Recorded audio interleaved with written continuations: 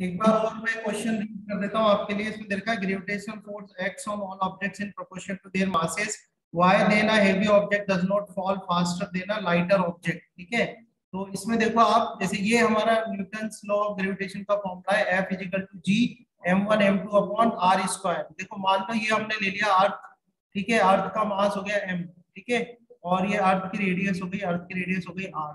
अब कोई ऑब्जेक्ट है यहाँ पर, उस ऑब्जेक्ट का मास क्या है, स्मॉल एम। ऑब्जेक्ट का मास क्या है, स्मॉल एम। जो डिस्टेंस अपन लेते हैं वो सेंटर से सेंटर की लेते हैं, यानी ऑब्जेक्ट से लेके कहाँ तक की डिस्टेंस लोगे आप, अर्थ के सेंटर तक की डिस्टेंस लोगे। कहाँ तक की डिस्टेंस लोगे, अर्थ के सेंटर तक की डिस्टेंस लोगे। ठीक है, तो ये फॉर्मूला अगर हम अप्लाई करें, ठीक है, तो इस फॉर्मूले से हमारे पास F इजिकल टू क्या आ जाएगा, जी कैपिटल एम आ जाएगा। ठीक है, कैपिटल एम मतलब मास ऑफ अर्थ आ जाएगा, स्मॉल एम आ जाएगा, डिवाइड में इनके बीच की डिस्टेंस आ जाएगी डी स्क्वायर। तो ये तो ग्रेविटेशनल फोर्स का फॉर्मूला है, और फोर्स जो है प्रोडक्ट ऑफ मासेस पे डिपेंड कर रहा है। बिल्कुल सही है ये बात जो कि उन्होंने क्वेश्चन में कहा है। ठीक है, पर ये ग्रेविटेशनल फोर्स लगेगा इस बॉडी पे, तो ये बॉडी कैसे फॉल होगी, नीचे की तरफ फॉल होगी। कैसी फॉल होगी, डाउनवर्ड फॉल होगी, और इसके अंदर जो एक्सेलरेशन आएगा वो एक्सेलरेशन क्या कहलाता है, ग्रेविटेशनल एक्सेलरेशन। और ग्रेविटेशनल एक्सेलरेशन का फॉर्मूला क्या होता है, जीएम अपॉन आर स्क्वायर। ठीक है, ग्रेविटेशनल एक्सेलरेशन का फॉर्मूला क्या होता है, जीएम अपॉन आर स्क्वायर होता है। तो यहां से हमें क्या पता चला, देखो एम क्या है यहाँ पर, कैपिटल एम क्या है, कैपिटल एम जो है वो है मास ऑफ, कैपिटल एम जो है वहां पर ये क्या है, मास ऑफ अर्थ है। Capital M is mass of earth. तो देखो इसमें मास ऑफ ऑब्जेक्ट तो आ ही नहीं रहा, ये स्मॉल एम क्या है, मास ऑफ ऑब्जेक्ट है, तो इसमें मास ऑफ ऑब्जेक्ट तो आ ही नहीं रहा।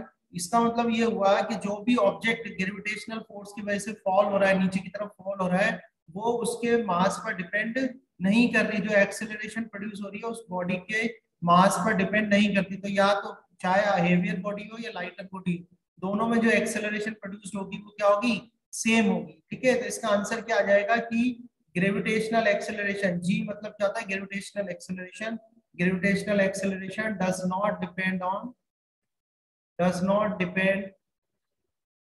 does not depend on mass of mass of object। Mass of object कह सकते हो या मास ऑफ बॉडी कह सकते हो, उस पर वो डिपेंड नहीं करती है। ठीक है, तो यहां से आपका ये आंसर बन जाएगा। समझ में आया सबको? ठीक है, तो इस तरह से क्वेश्चन आपको अटेम्प्ट करना है ना। नेक्स्ट क्वेश्चन देखो आप, एनसीईआरटी में ही। अच्छा, ये आपका प्रैक्टिस क्वेश्चन है। ठीक है, ये है practice question 4.3 SB9। Practice question 4.3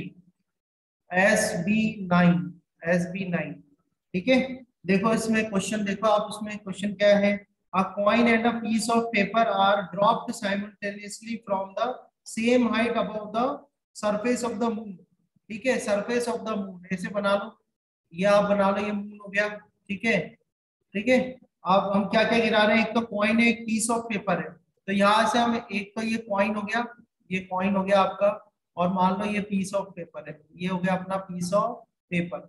दोनों को यहाँ से फॉल कर रहे हैं, ये दोनों को फॉल कर रहे हैं इस तरह से। ठीक है, अब देखो मास ऑफ, ये मून हो गया अपने पास। अब ये कह रहे हैं कि which one reach the ground first, कौन ग्राउंड पर पहले पूछेगा, बताओ, which one reach the ground first. They will fall at the same time. देखो अब यहाँ Sir, पर, they will fall at the same. हाँ देखो आप यहाँ देखो, अभी जस्ट अपन ने करा है, ये ओ इसका सेंटर हो गया।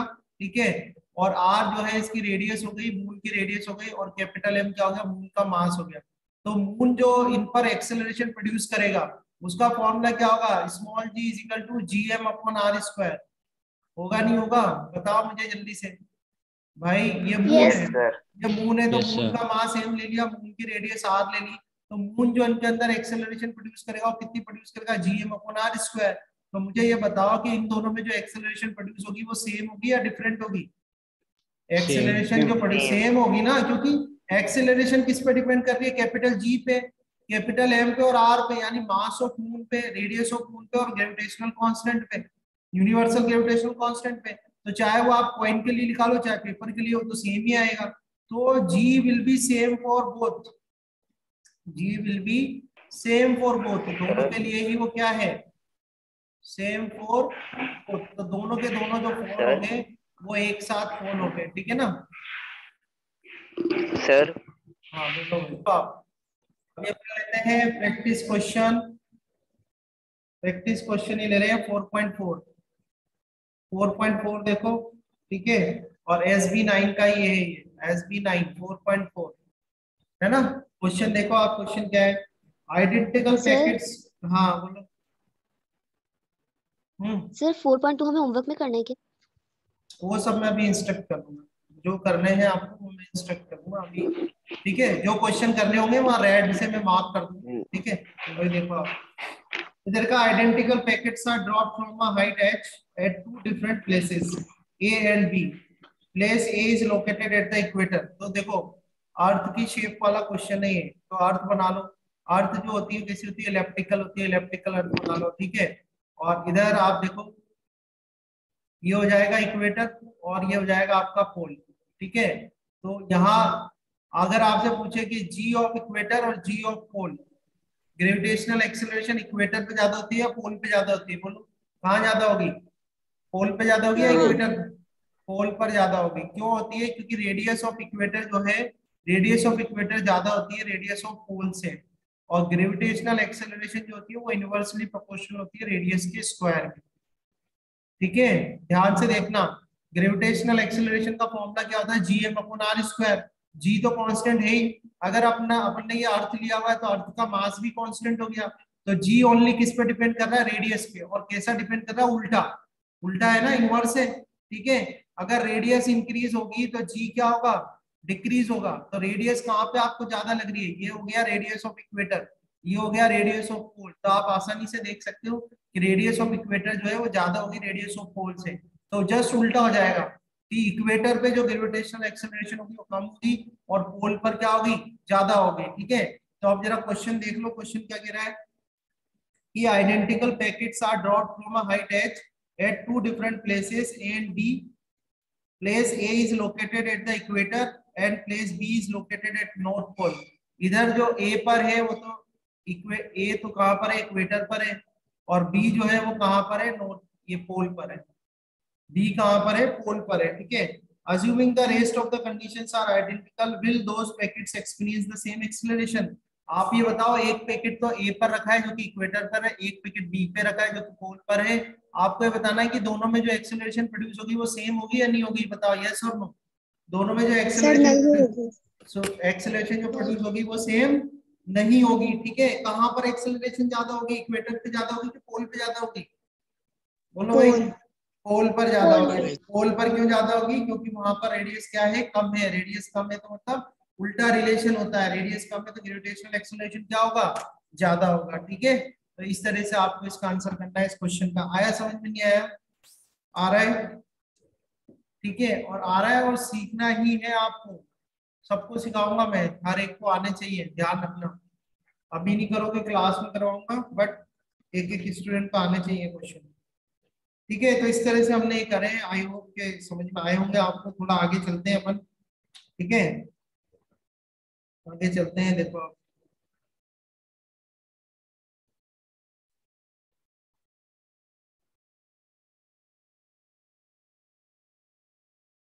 ठीक है। अब आपको निकालना है, और उससे भी पहले मैं थोड़ा सा आपको बहुत बार कराया है, फिर रिपीट करा देता हूँ, है ना। इतनी बहुत सारी बार करा, 1000 बार करा दूंगा, पर आप अपना, आपको आने चाहिए क्वेश्चन करने, ठीक है।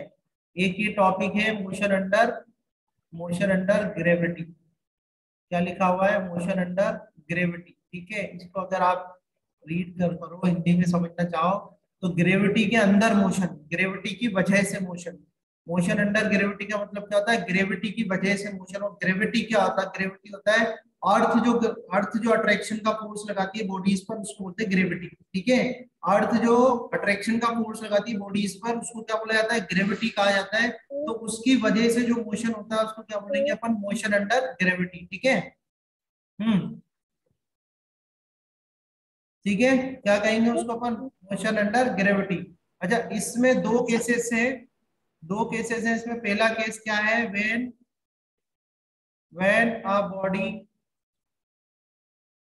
अ बॉडी फॉल्स फ्रीली, ठीक है, बॉडी क्या है, फ्रीली फॉल हो रही है। तो बॉडी अगर फ्रीली फॉल हो रही है तो आप देखो, देखो हम बनाते हैं डायग्राम आपके लिए। जैसे ये कोई बॉडी, एक बॉल है, उस बॉल को आपने किसी हाइट से क्या करा है, ड्रॉप किया है, ये ऐसे करके। ये बॉल है, इसको अपन ने किसी हाइट से क्या करा, ड्रॉप करा। तो यहाँ पर इस पॉइंट को अपन ए कर देते हैं, इस जो नीचे वाला पॉइंट है बॉटम पे उसको बी कर देते हैं। हाइट जो लेते हैं अपन, ऐसा करते हैं कि हाइट को एच ले लेते हैं। कितनी हाइट है ये, एच हाइट है, ठीक है। ए पॉइंट से जब आप उसको ड्रॉप करोगे तो उसकी इनिशियल वेलोसिटी कितनी होगी, बोलो ए पॉइंट पे बताओ कितनी हो जाएगी, 0 जीरो होगी। वेरी गुड, अब तो रट लेते हो। हाँ, याद हो गया होगा ना, अब तो इतनी बार कराया आपको मैंने। हाँ ठीक है। Yes sir. तो जब आप किसी बॉडी को ड्रॉप करोगे तो उसकी इनिशियल वेलोसिटी कितना जाएगी बेटा, 0 हो जाएगी, 0 मीटर अपॉन सेकंड। ठीक है, बी पर आए, बी पर जब आएगा तो बी पे कुछ ना कुछ वेलोसिटी हो जाएगी। मान लेते हैं कि v मीटर पर सेकंड है, ठीक है। कितनी वेलोसिटी है, v मीटर पर सेकंड है। फिर हमने आपको बताया था कि बॉडी, जैसे ग्रेविटेशनल फोर्स जो होता है वो हमेशा कैसे लगता है, towards the centre of earth. Gravitational force कैसे लगता है, हमेशा downwards towards the centre of the earth. तो अगर ग्रेविटेशनल फोर्स की डायरेक्शन में ही बॉडी फॉल हो रही है तो उसकी जो एक्सेलरेशन होती है वो किसके बराबर होती है, ग्रेविटेशनल एक्सेलरेशन के बराबर होती है, पहली बात। और प्लस की होगी कि माइनस की होगी, बता दो जल्दी से। प्लस। इसकी होगी बेटा, प्लस की होगी। तो एक्सेलरेशन कितनी हो जाएगी, प्लस हो जाएगी। ठीक है, कितनी हो जाएगी, जी। अच्छा, जी की वैल्यू आप क्या ले सकते हो, जी की वैल्यू जो होती है 9.8181 मीटर अपॉन सेकंड स्क्वायर होती है, या फिर आप 10 मीटर अपॉन सेकंड स्क्वायर भी ले सकते हो। ठीक है, स्क्रीन विजिबल है ना सबको, तो 10 मीटर अपॉन सेकंड स्क्वायर भी ले सकते हो। आ रही है बात समझ में यहाँ तक। अब अपन क्या करते हैं, एक तो इस तरीके का आपको क्वेश्चन मिलेंगे, है ना। तो इसमें आपको इक्वेशन ऑफ मोशन लगानी है। जैसे पहली इक्वेशन ऑफ मोशन आपकी क्या है, v equal to u plus a t. क्या होती है, v equal to u plus a t. तो इसमें v तो आप v रख दो, v रख दिया। u कितना रखोगे, 0, प्लस a कितना रखोगे, g और t। तो ऐसे आप क्या निकाल सकते हो, t निकाल सकते हो। t कितना आ जाएगा, v डिवाइड बाय g।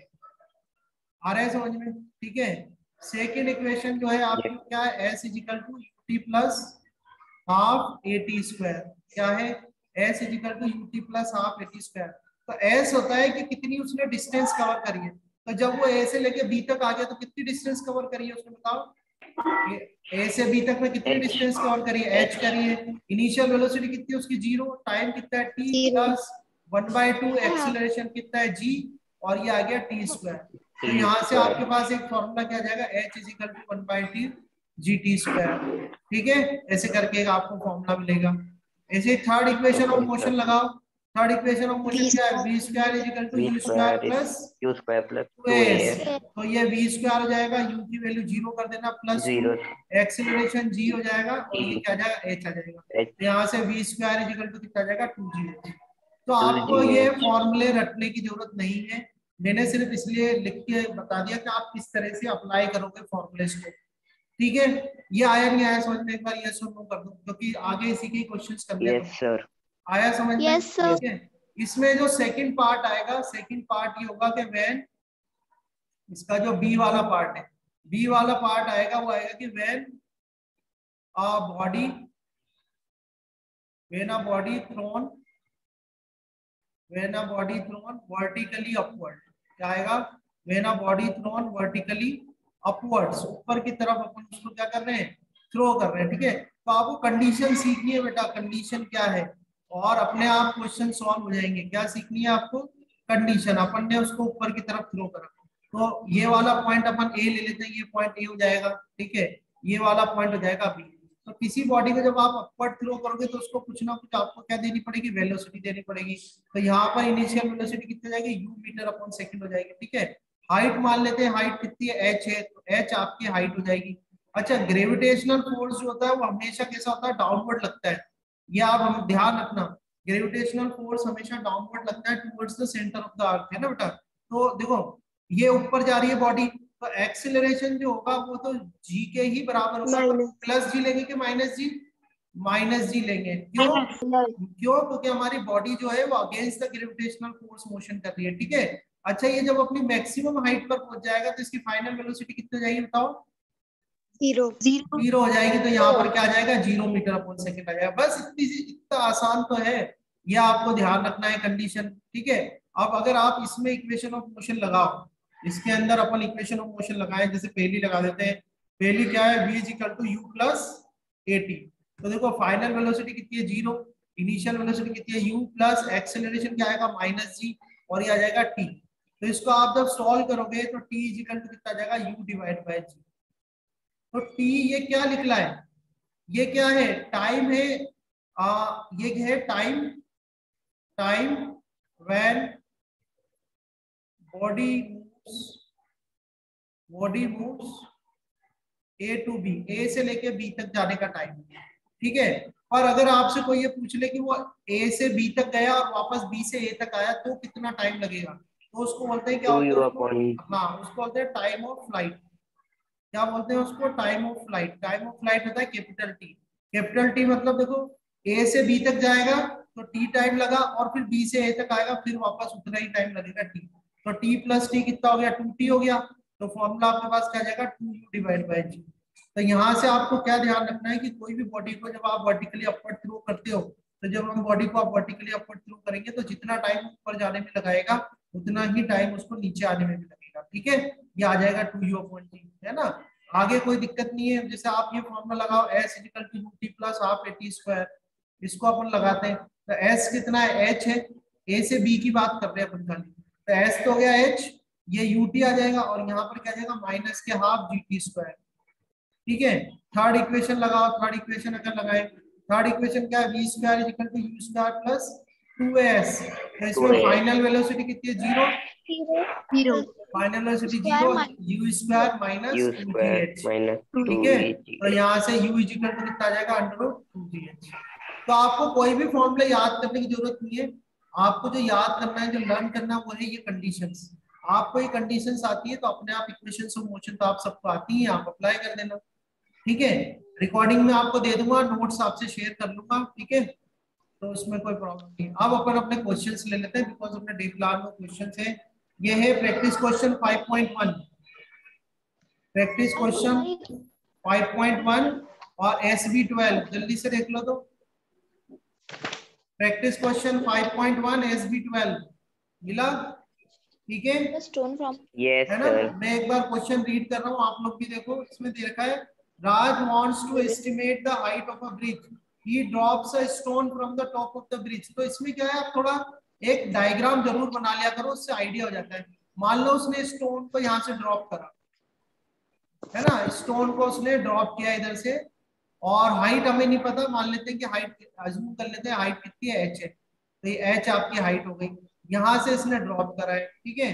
अब ये कह रहे हैं the stone hits the surface of the water after 2 second. तो a से लेके जब वो b तक आता है, तो a से b तक में जो टाइम लगा रहा है, कितना लगा रहा है, वो 2 सेकेंड लगा रहा है।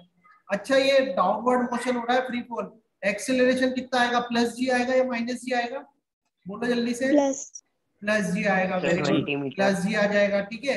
अब आपसे पूछा है कि हाइट बताओ, तो 3 इक्वेशन ऑफ मोशन है सर, सेकंड वाली लग जाएगी। हाँ, एक बार मैं और सब बच्चों के लिए लिख देता हूँ।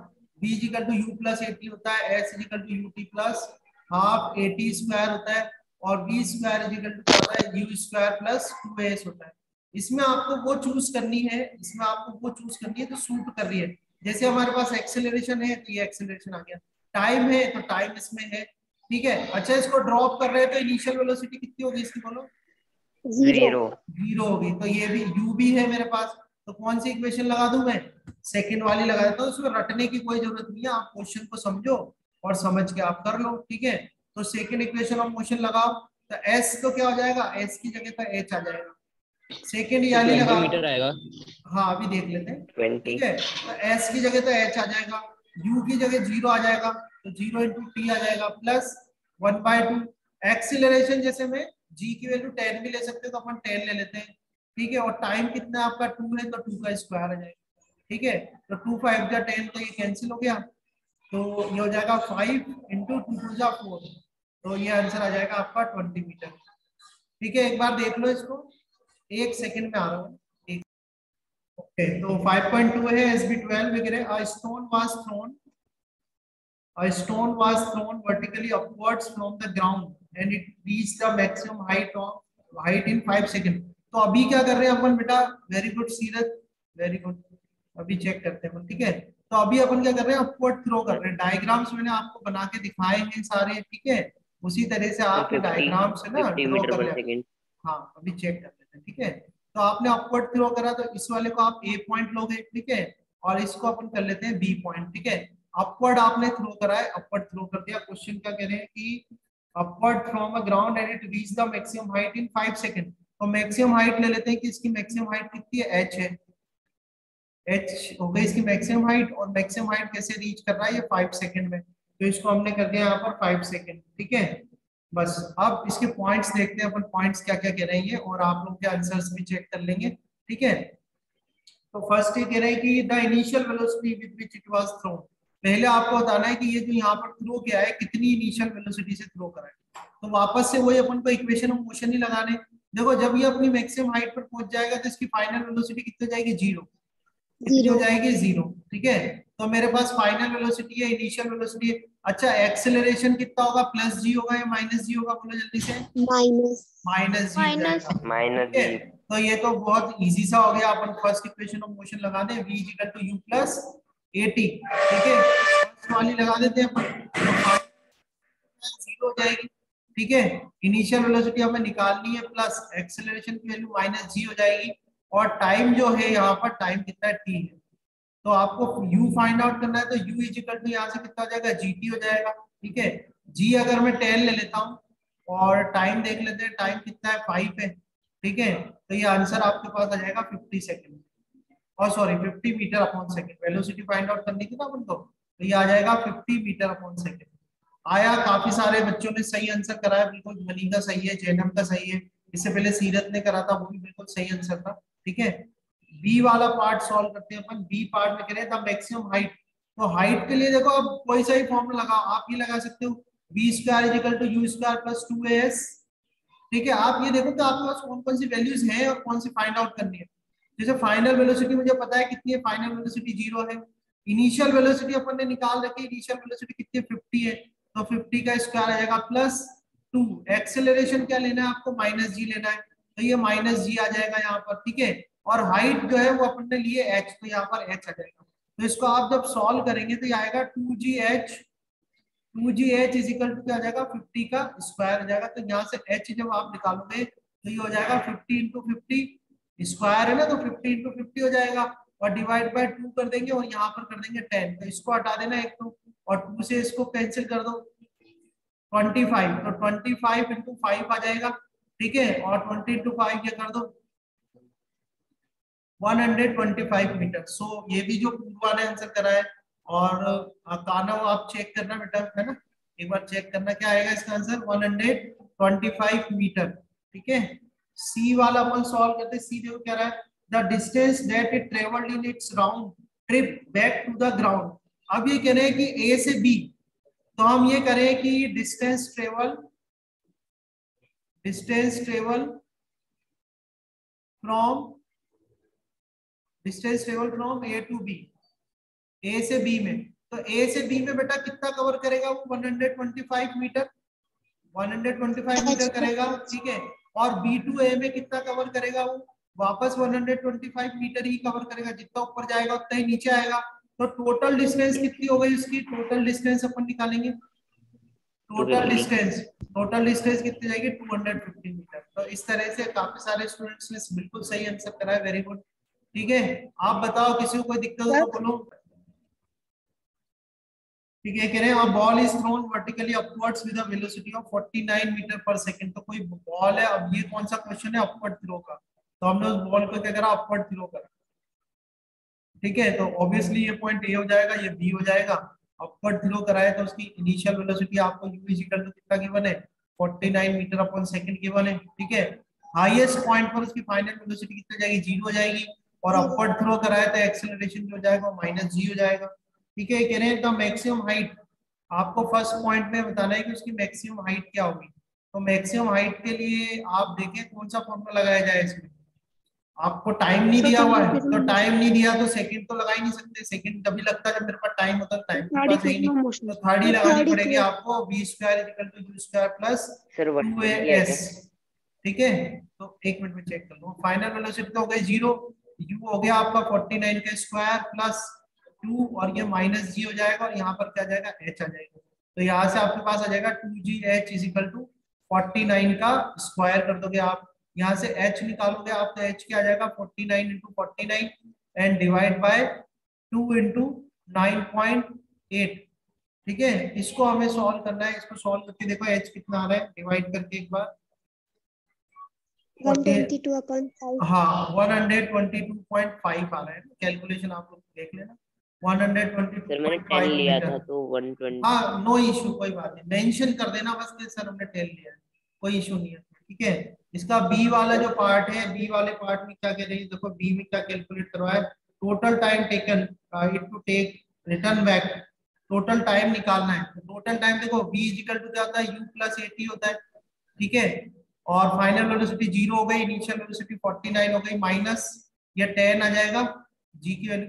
अच्छा, आपको रीजॉइन करना है अगर मीटिंग एंड हो जाती है तो। ठीक है, अभी एक दो क्वेश्चन और बचे, वो भी कराने होंगे, तो रीजॉइन कर लेना अगर मीटिंग एंड हो जाती है। अच्छा, 4.9 सेकंड। हाँ a की वैल्यू रख दो, a की वैल्यू 9.8 रख देते हैं, और t आपको फाइंड आउट करना है। तो t इज इक्वल टू क्या हो जाएगा यहाँ से 49 डिवाइड बाय 9.8 आ जाएगा ना ये तो 49 डिवाइड बाय 9.8 करोगे पूरा कैंसिल हो रहा है, 5 सेकंड आ जाएगा। तो ये t तो वो टाइम